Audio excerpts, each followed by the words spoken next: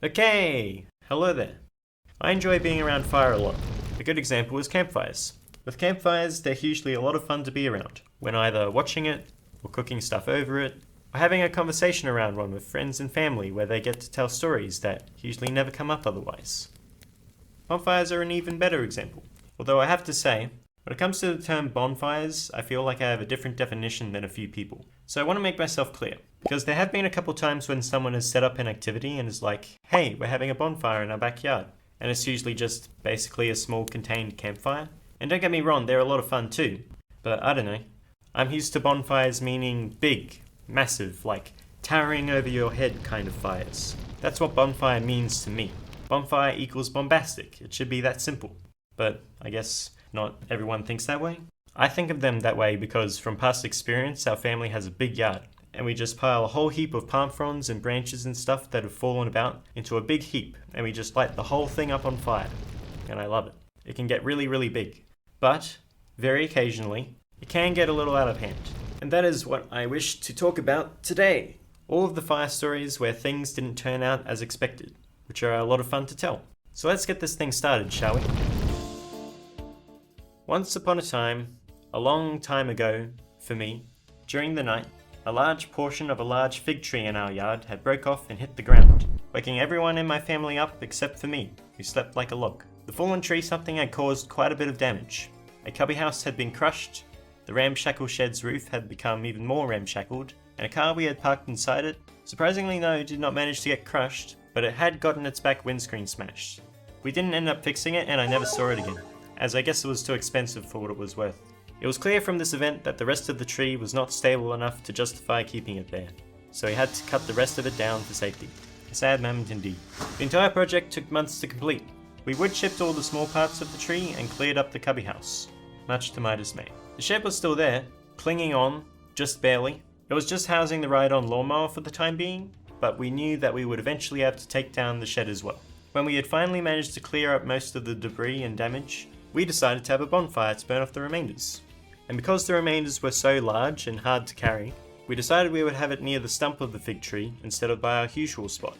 Even by our high bonfire standards, it looked like this one was going to cement itself as one of our best. And indeed it was. It was awesome. It felt like the flames got as high as the house. Here's a picture of it when it died down a bit. By this point there was still a whole heap of wood left, and the fire had no signs of stopping anytime soon. Because we had been by the fire for a good while, but still wanted to burn off all the wood in one go, we decided to leave it be so we could put it out later at night when we went to bed. So we headed off to bed. Mum was the first to find out what had happened after waking up to find that the power had shorted out, with the safety switch off. She went outside to find two pieces of news. The good news was that after only burning a small area round about, the fire had miraculously put itself out during the night. Bad news was that it had not done so before burning the shed to smithereens. And there was another casualty, the lawnmower parked inside. Yet another vehicle destructed. Rest in pieces, lawnmower. The good news, I guess, was that the shed removal was solved.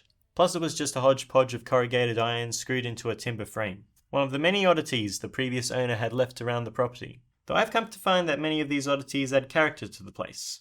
In fact, thanks to a couple of other rusted machines lying about, the lawnmower didn't look out of place at all. So he never ended up moving it. Here it rests to this day. So I guess it looks like things turned out kind of, maybe, okay-ish at the end?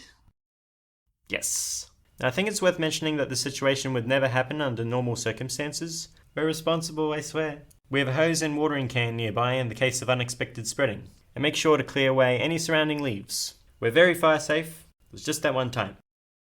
And also when Dad was cooking something on the barbecue, and then it lit up on fire, and unfortunately there was a wooden grid behind it, and it burned a big hole in it. Yeah. Other than that though, no more fire mishaps happened at our place. One night, me and my family had a bonfire at my grandparents' place during the holidays. After we were done, we put it out and headed to bed. That would be a simple enough end to everything, wouldn't it? But unfortunately, as is the theme so far, it did not go according to plan.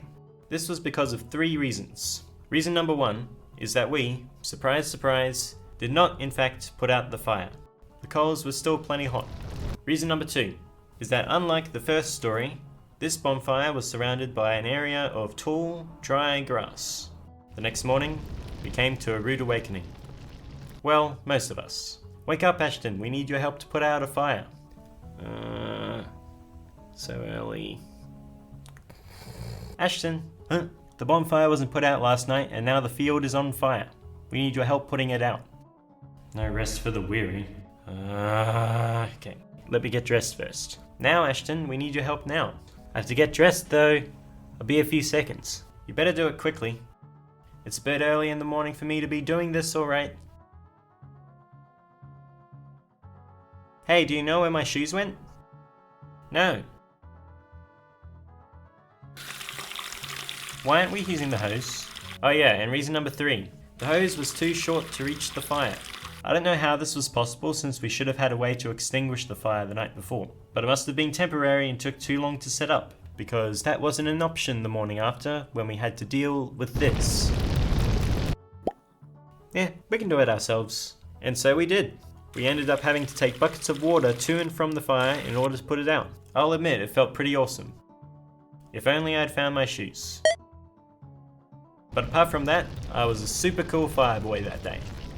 Fortunately, we managed to extinguish the whole thing safely, and I overall found that to be an exciting experience. Although it's funny because I remember immediately after that event, the main thing on my mind was that my morning routine was ruined. Breakfast, dressed, teeth. Breakfast, dressed, teeth. That's how it's supposed to go. It is law. But I was forced to get dressed first before having breakfast. So I was a bit ticked off about that. Also, getting woken up early didn't help much. One of the few breaks I get from getting up for seminary, and I still get woken up early for this. Man. Though I guess in the end, the experience kind of helped. Because now, I get dressed before doing anything else in the morning. Dressed, breakfast, teeth. Dressed, breakfast, teeth. It is law. And also there was this one time many years after that event where the fire alarm randomly went off in the middle of the night.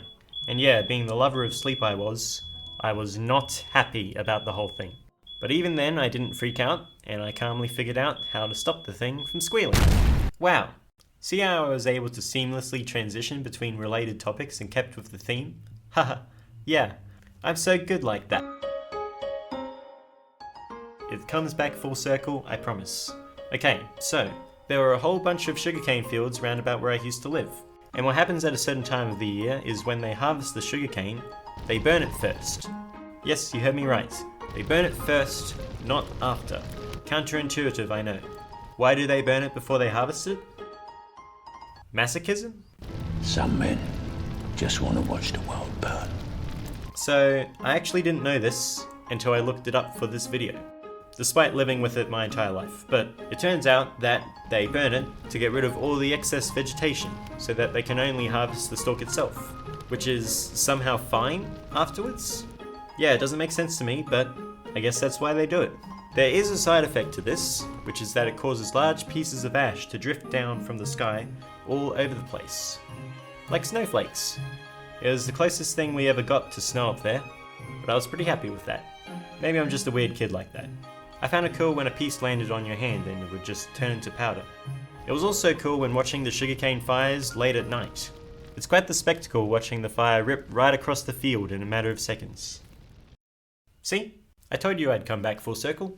Oh, and there's another reason why this is in fact entirely relevant, and I had to tell this story, which is that it has to do with my final story.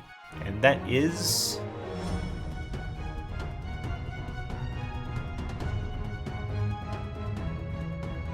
Early one morning, I was sitting in class when I looked out the window and saw a plume of smoke. Now for most people you would look out the window and instantly sound the alarm, but for me, I just thought it was a regular day of burning sugarcane. I was proven wrong though when the fire alarm went off. I was pretty unprepared for it because normally in the drills, they only ring the bells. But when the real thing happened, it had sirens as well for a bit. And I was like, why is it doing that? But it did it because it was the real deal that time. In the middle of figuring this out, I absent-mindedly swung my backpack over my shoulder out of force of habit, before heading off with everyone else to the hall. Mid-walk there, the teacher realized what I did, and berated me a bit since we're supposed to not take anything with us, and just head to the evacuation point ASAP. But it turned out alright, and I just took my backpack with me. So yeah, things were crazy for a bit, but once everyone was sitting in the hall, the reality of this whole situation began to set in. School was cancelled, which was good. And it was on a Friday too, which meant we'd have an extra long weekend afterwards. We just had to wait for our parents to turn up. Okay, now everyone, Everyone, please wait while we contact your parents for you. Do not contact them yourselves, as that will cause panic. Thanks for understanding. Please wait patiently. I was one of the ones who did wait patiently, as I was just about the only kid there without a phone. And also because I trusted my parents to come soon enough anyway. There was no rush. It turned out I'd be waiting there for a bit longer than expected though, because I think my parents had some troubles with figuring out how to end work early. So they were going to take a while. This turned out to be fine though, because what ended up happening was they set up a movie on the projector, while we all waited in the hall for our parents. The movie? National Treasure. I don't know why they had National Treasure, but that was the first time I heard about that movie at all. I could barely understand what was happening because the audio wasn't very clear, but later turned out to be a good movie when I watched it later, with better quality audio. But yeah, I ended up watching a fair amount of National Treasure before I was eventually picked up. And once I got home, I spent the rest of the day just chilling, enjoying my extra long weekend. Looking back on it, the whole thing was a lot calmer than I thought it would be. I thought everyone would kind of panic during an emergency situation, but everyone remembered the drills and was all cool about it. If someone was seriously hurt, I'd treat the whole experience differently, obviously. But fortunately, the fire just started in an area behind a secluded shed near the Oval, where no one was really around. We will never know the cause. So no one got hurt. Even the asthmatics turned out fine, and they'd be the first to die. So the story's fun now.